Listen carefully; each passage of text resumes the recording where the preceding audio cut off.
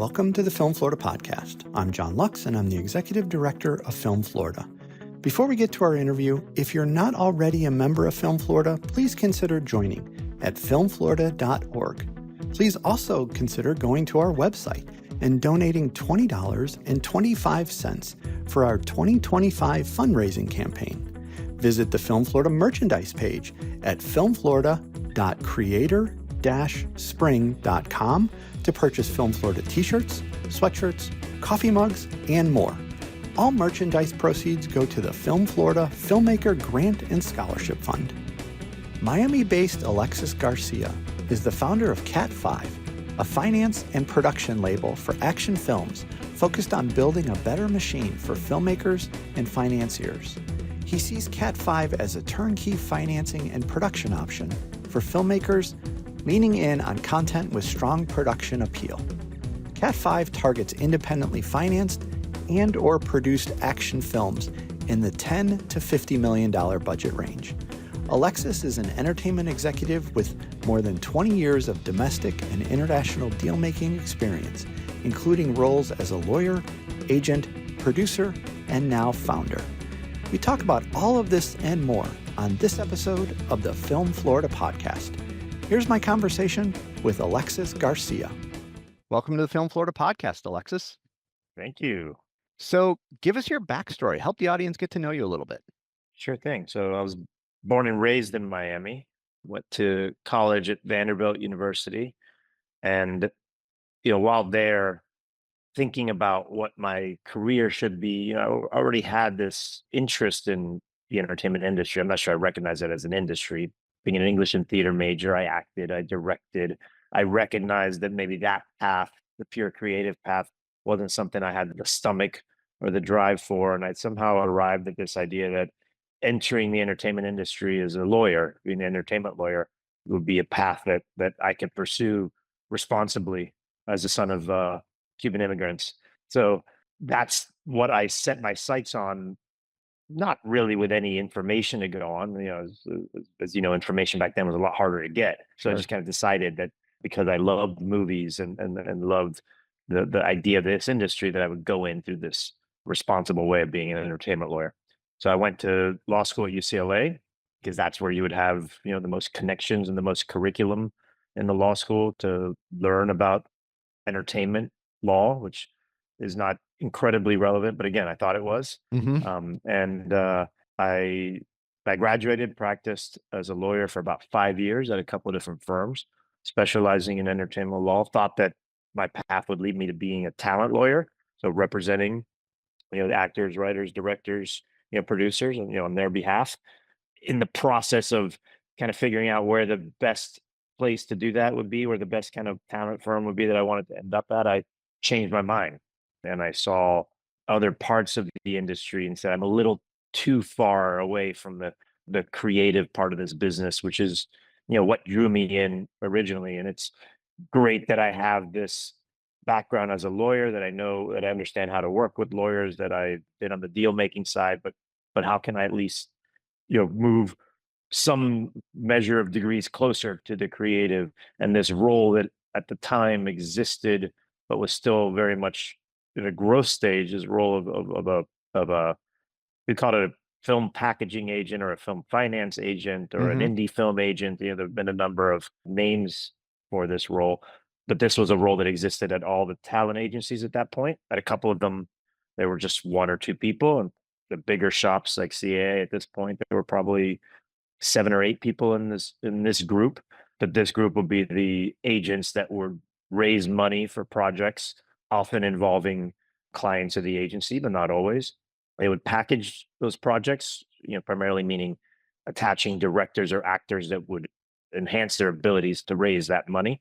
And then the part that I kind of saw the most, was able to witness from my position, was they would then take these movies off into the film festivals and sell them, sometimes in these overnight auctions with much fanfare and excitement. And I glimpsed a little bit of that from my role as a lawyer on a couple deals. And I was like, that's what I want. I want that excitement. I said that without realizing that when it doesn't go that way, it's a lot less fun. Right. But I would learn that soon enough. Well, I did eventually in my role as a lawyer have, I'd say, a handful of those overnight auction situations at Sundance, almost always at Sundance. I had scores more of the, if not hundreds more of the other scenario, which is, selling a film that either doesn't land in the same way at Sundance or doesn't even get into any festival, and you still have to figure out how to find distribution for it. Yeah. So instead of going into a talent law firm, I decided I was going to wait for this very specific position at an agency, talked to a couple of them over the time, and the one that emerged based off of a working relationship that I had and kind of just right timing was at Endeavor Talent Agency, which at the time was about 100 agents, was the newest kid in town of the major agencies, but was still quite small relative to CAA and ICM and William Morris. We ended up merging with William Morris, so the Right. small agency became a much bigger agency, technically I think the biggest at the time of the merger at least. And the company evolved in a way where all those things you need in order to do this job, the depth of the roster of clients and movie stars and filmmakers became, I had more tools in the box to work on. So that definitely enhanced the job as an indie agent. And cut to the last few years of that, because the company grew mainly through mergers and acquisitions, and that included IMG and UFC and leadership, including Ari Emanuel, who decided that just being a talent agency in the service business was never going to be enough, and had bigger ambitions. And as that pertained to my group, that ambition was going to be that, especially given how much we saw in the marketplace, it would be much more advantageous if we were also financing and producing content as opposed to just helping other people do that, and Hmm. being limited to essentially commissions or service related fees as opposed to ownership, owning content Right. by being a financier producer. So that led to my group spinning out from WME, being called, this is where it gets a little confusing, Endeavor Content, which is a throwback to the original agency, Uh-huh. and also a reference to the parent company that sat atop all these companies. And we started doing both at that point in time when that happened, which I want to say was 2018, if I'm not mistaken. I was wearing both hats. So I was still raising money for other people's projects, selling their projects as an agent, and starting to build our own slate of projects at all stages, the development stage, and also just investments and production stage opportunities. That led to a big fight with the guilds that was well documented, Yep. which we lost. And what that just meant is, a company can't own a talent agency and then also own more than 20% of a production company, a company that's actually producing. So our company went through a sales process and a renaming process, and the end result was that it's now a company called Fifth Season Hmm. that is owned by, still a piece of it is Endeavor owned, and then there's a Korean company named CJ and a Japanese company named Toa Toa that own the other parts of that, and it's one of the more prolific producers of content in the world. And I was there up until May of 2024, which takes us to current. You explain that very concisely, but like from That's a the best I've ever done it. So let's clarify there was no editing in that. from a time frame standpoint, like how long was it from when you joined William Morris until you left? Yeah. Uh, Well, again, I joined Endeavor, so it was even right. before William Okay. Morris. That was 2007 when I joined Okay. Endeavor. And so 17, talking about a couple of months over 17 years. But a lot happened. A lot happened.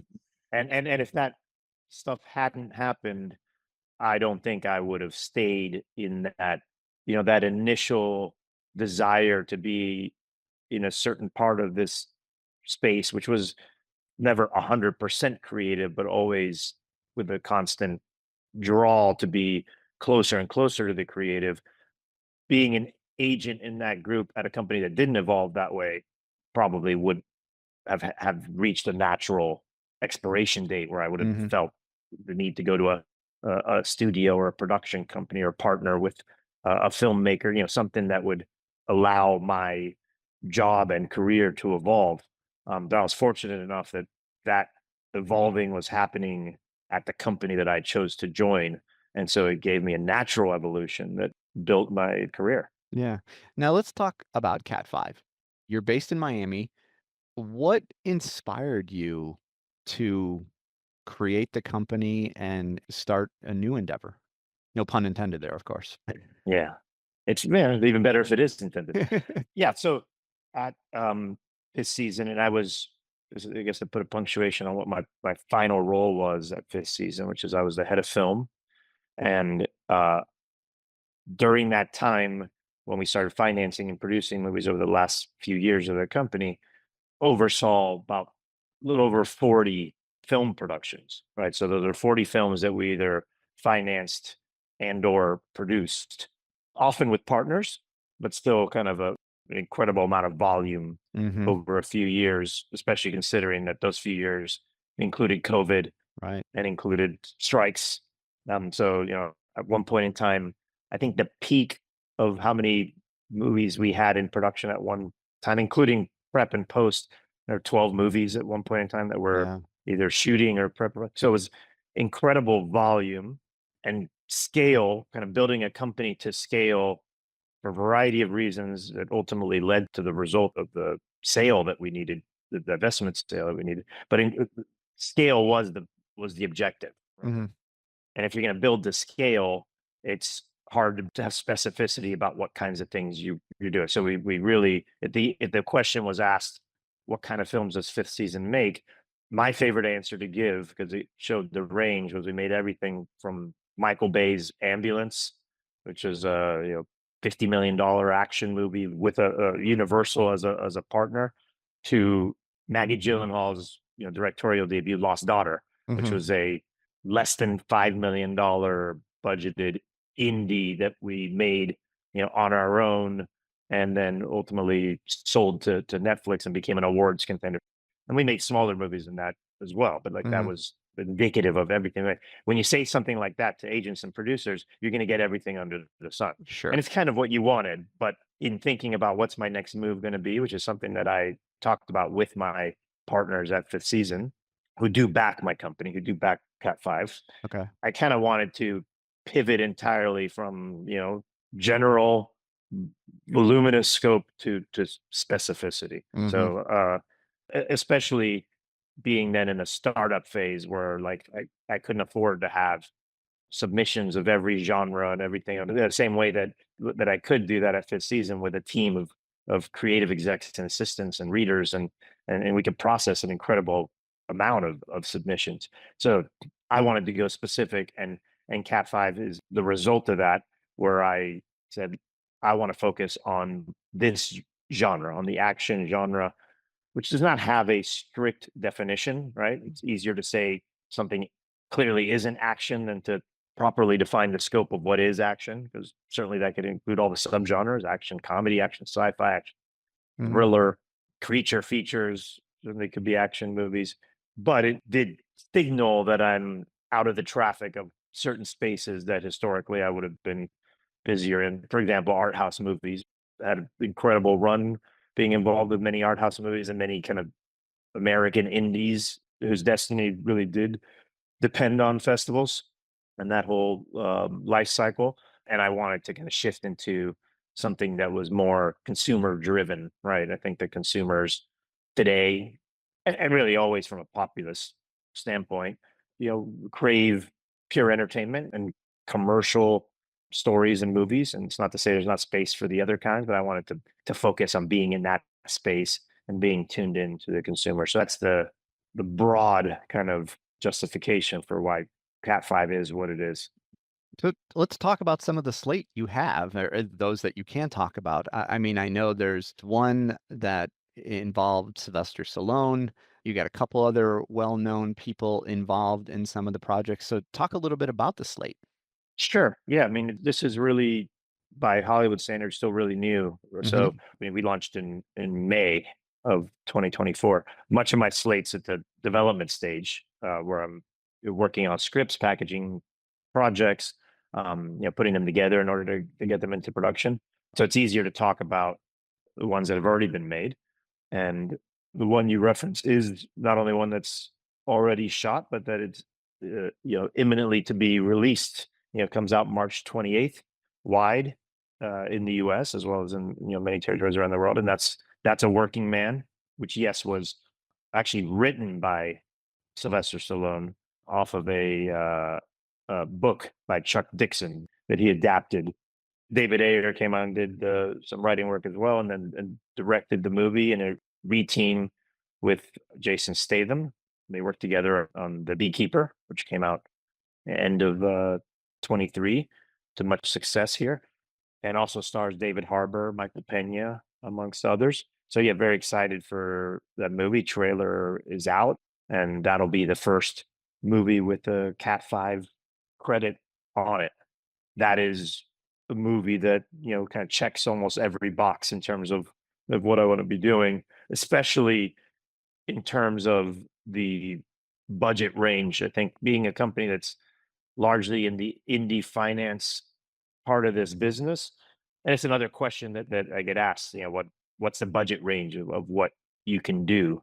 And the truth is there's no real ceiling to what's possible, even in the independent financing world, because even some tentpole movies that studios may have independent financing as part of it. They may have a co-fi partner that comes in and takes a piece of it. A general answer to that and say it could be anywhere from $10 million. It's possible, but rarer for an action movie to be less than $10 million and still have a chance of being good. Mm-hmm. But it happens.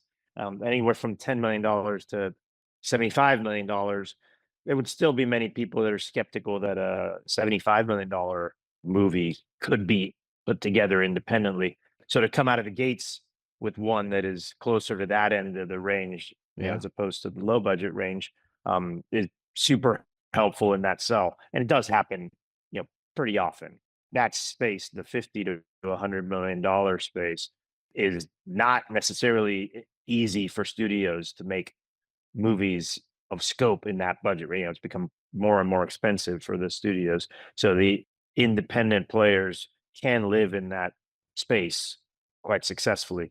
Let's say anywhere from kind of 20 to 75 is a space where, we can put together films that can still feel big and broad for audiences, but would be very hard for a studio, especially a major studio, to be able to produce efficiently in that space. So that's definitely where I want CAT5 to live, and to have Working Man come out and show the upper end of that. It will be I think will be quite helpful in myself.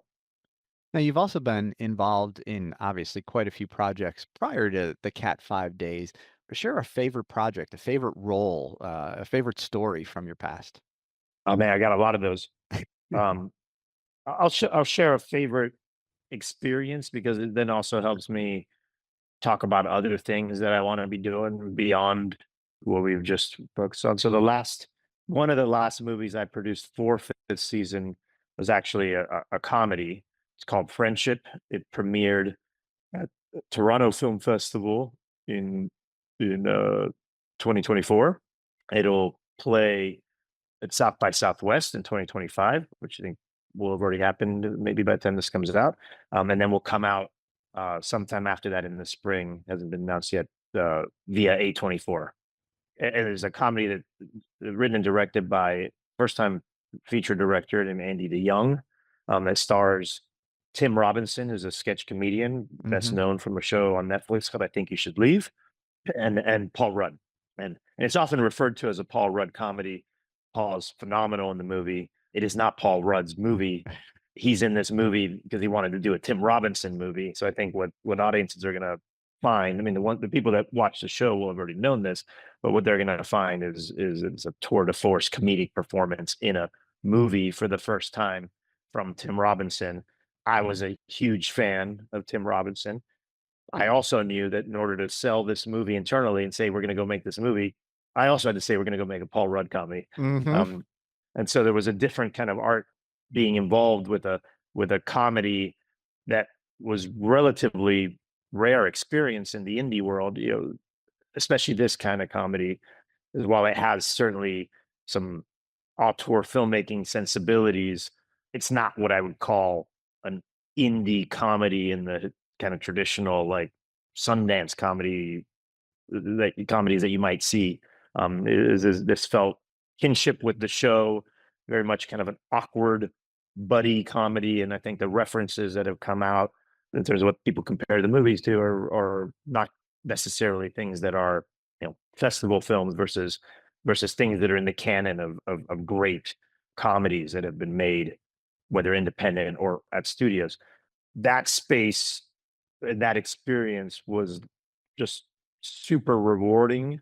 As hard as the production was, I think to be in a production where people are constantly laughing, not just with what's on the page. Obviously, we all knew it was going to be on the page, but then how that gets brought to life and alternative takes and improvising and rewriting of the script. And, these are all things that are incredibly rare in other genres, Mm-hmm.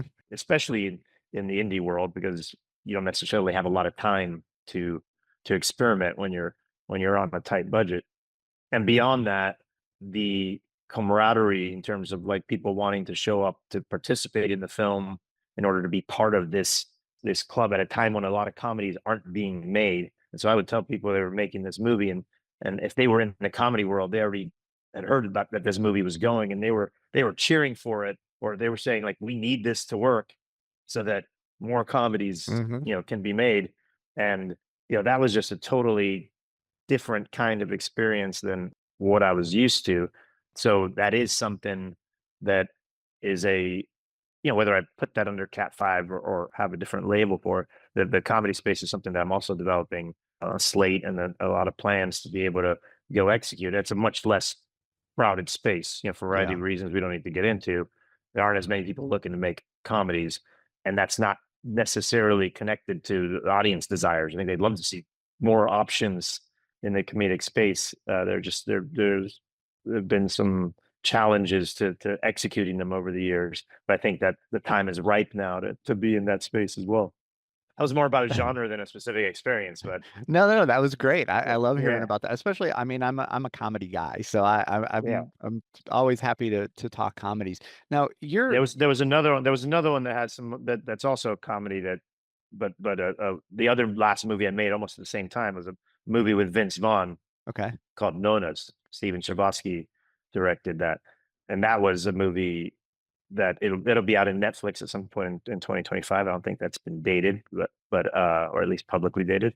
At fifth season, we'd made a bunch of these what we like to call the Elderverse comedies. Okay. So Book Club 2, 80 for Brady, usually for older actresses, and a kind of movie about friendship.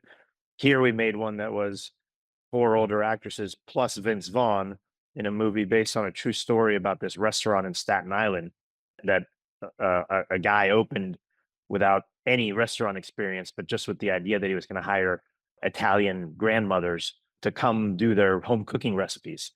And so that production experience was, first of all, just working with Vince Vaughn I'd worked with him on a couple of dramatic movies, but working with him on something where he got to be, joyful and charming and interact with included Lorraine Bracco and Susan Sarandon and Talia Shire, and just kind Wow. of seeing him in that environment.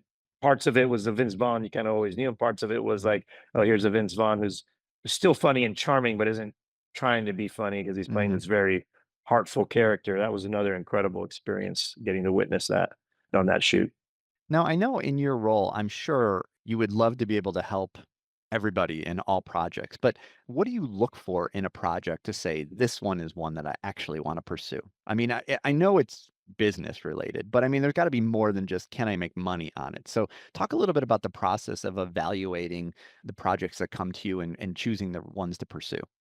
Sure. I mean, I'd say that's another plus to being focused in the action space. I think there's a different way of evaluating that, certainly than something that is more of a tweener or more nuanced in terms of a type of movie, where your only way to evaluate something will be to read the script and kind of, do I like this? Do I think it could be something? What kind of movie is it? That's a lot. That's a lot of submissions, right? Mhm. If for an action submission, if you don't like the concept, if the concept doesn't grab you, it's unlikely that the execution of that concept over 100 pages is going to change your mind, right? Like Sure. the hook is kind of on the surface, and it's if it's not easy to boil down, it might not be that good a hook. Mhm. So over my entire career, I would have said, you want me to read something, hook me in a log line, or get me to go to that next stage by being interested enough in what you pitch me or share with me that I'm compelled to start reading the script and hopefully finish reading the script and then come back to you.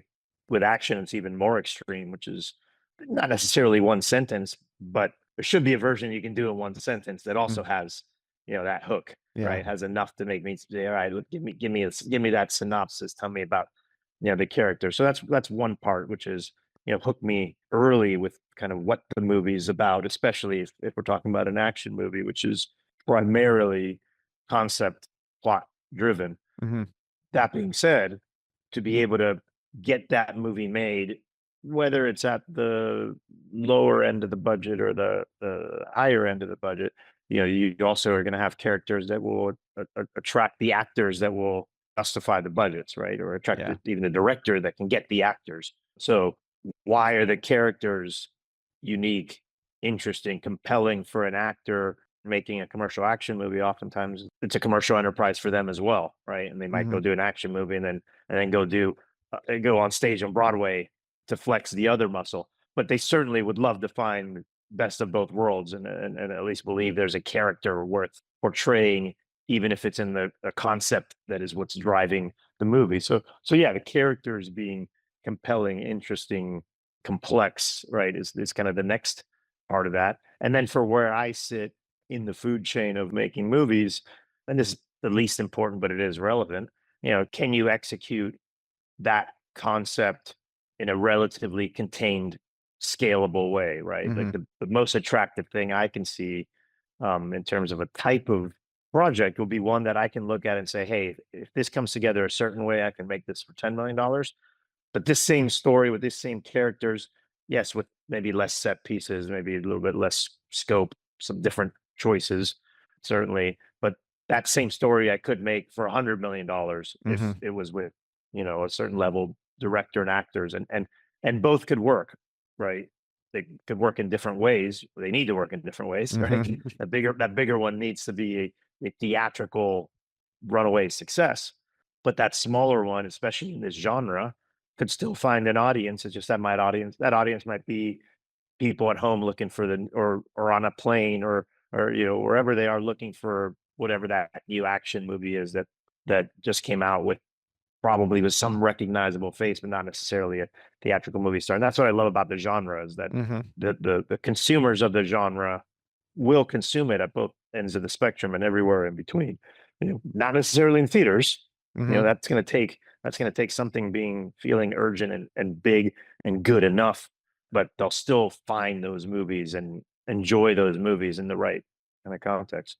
Do you personally prefer a $10 million budget or a $50 million budget? And I don't mean just because you have more money to spend. I just mean like the type of film and the process. Well, look, a common answer to that is they're just as hard as each other.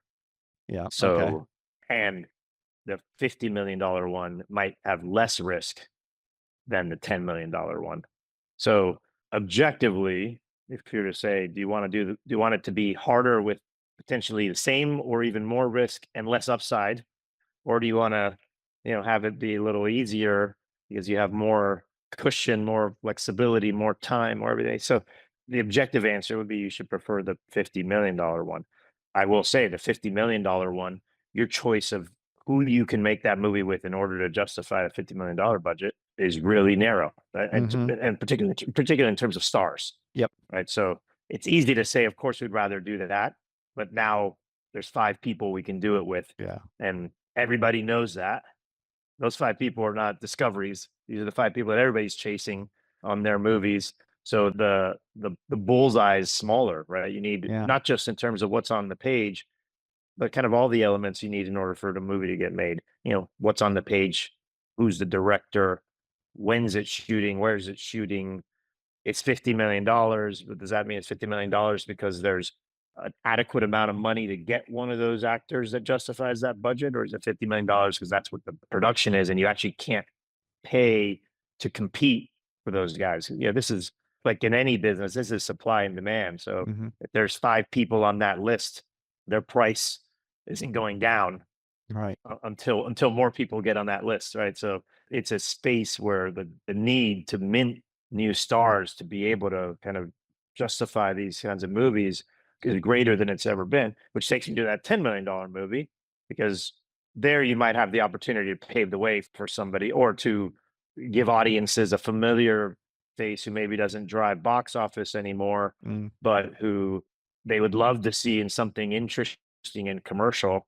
I mean, you look at Nick Cage's career, and he's been able to kind of do that now for several years, where he could make something maybe more down the middle commercial, and then something very, much more interesting and artistic, and kind of bounce back and forth Yeah. in regularity in a budget range that makes all those kinds of films with him feasible and even successful, different levels of success. What he just achieved at Long Legs is incredible level of success. But we did a movie called Pig with him, which he'll reference as one of his favorite movies that he's worked on.